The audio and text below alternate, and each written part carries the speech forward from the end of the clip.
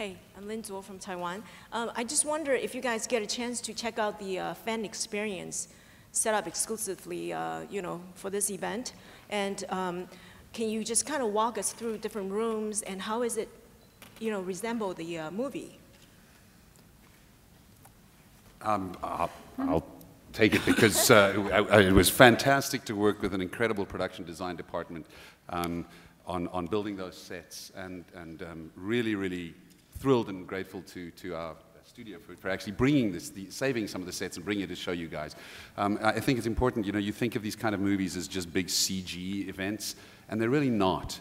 Wherever possible, and certainly on this movie, wherever we could, we built sets that the actors could move in and be in a space that felt as real as possible, because you do need a lot of visual effects in a movie like this. But wherever possible, to have tangible, traditional, beautifully built sets, it really helps the actors feel that they're in a real environment.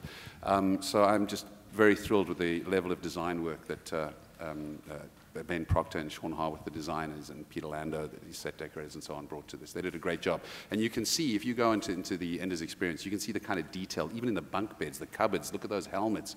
Hours were spent on figuring out how that glass in the helmet would reflect lights, because you have to embrace the reflected light. How would they create patterns? And then how would the lighting department create lights that would look good reflected in those helmets?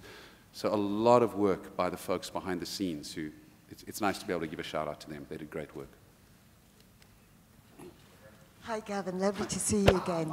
How are you? I was wondering, you received a nod from the Academy Award for a very intimate movie, but you've also done huge epic sci-fi thrillers. Could you talk about what appealed about this movie in particular, and which genre do you like to head toward? Wow, that's a deep question, Margaret.